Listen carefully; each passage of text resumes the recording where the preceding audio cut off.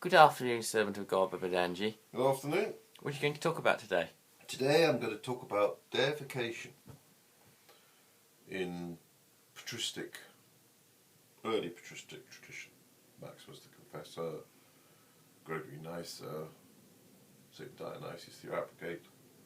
The early Christian tradition that defined and developed the theology of Theosis, as the mystical unity and purpose of the incarnation, is deification. It's just not part of that process is going to heaven, is being saved in the sense of going to heaven. But the completion of the process is one, having a divine body like an angel, and two, having the spiritual condition of God. To quote, God became man, so man could become God. St Maximus the Confessor, De Incarnation, chapter 54. The purpose of Christ's incarnation was to liberate mankind into the complete divine nature of God. Because there is nothing of God in nature, man, to be released from the fallen state is the dualistic state of identifying a person's mental processes with dualistic things. Instead of having the central, essential nature of being one with God, that's deification. Even if the person's in heaven and they have a dualistic nature, they're still going to have mental suffering. They're still going to have,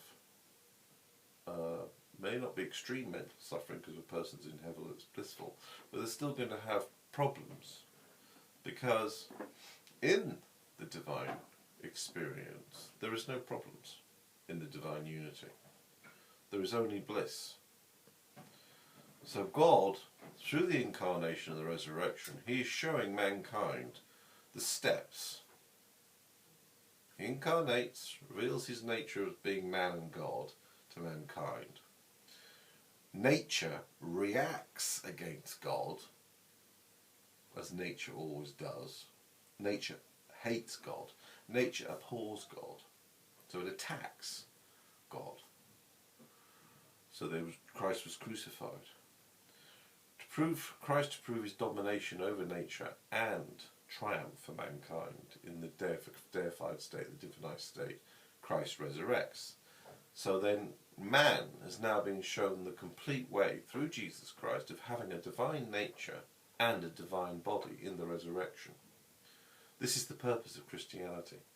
The purpose of Christianity is for Christ to show mankind that every person can have a divine nature and a divine body.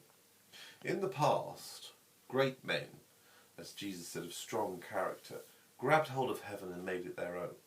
But what about the weak? What about those people who can't concentrate and pray and make heaven and divinized states their own?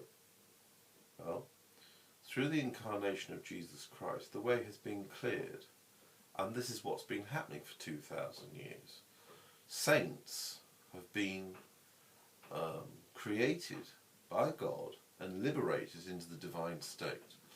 These are testing posts, testing beings to show mankind what's going to happen to everybody in the second coming.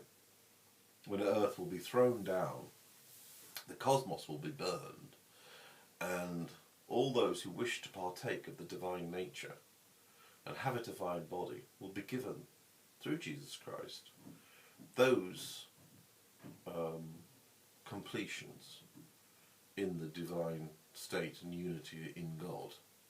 Then a person will be in heaven because the old things have passed away of the earth, and there'll be no more tears because the person will be in heaven and be one with God eternally. That will be the complete deified, unified state, where a person is completely and utterly blissful and unified in a divine body in heaven with God. At the moment, a person can be, a saint can have, a person can look forward to that state or have that state from the grace of God, be given that state on earth, but they can't have a divine body on earth. That when they die, then they go to heaven and get given the divine body. Then they'll have both. That's the completion of Christ's mission to Christians, to the world. Anyone who accepts Jesus Christ, anyone who accepts this divine nature, this divine process of divinization will be accepted by God. God is calling mankind to himself. Of course, the ones that don't wish to accept this process will be condemned to the fires of hell, because they've allowed nature to dictate to them their identity. And nature's identity is a false identity, a dualistic identity that cannot last. Only eternal identity can last. So this is the process of deification, and the emphasis in the Patristics, the early Christian fathers, on this process, which in modern Christianity has been lost or ignored or somehow forgotten. This is the purpose of Jesus Christ.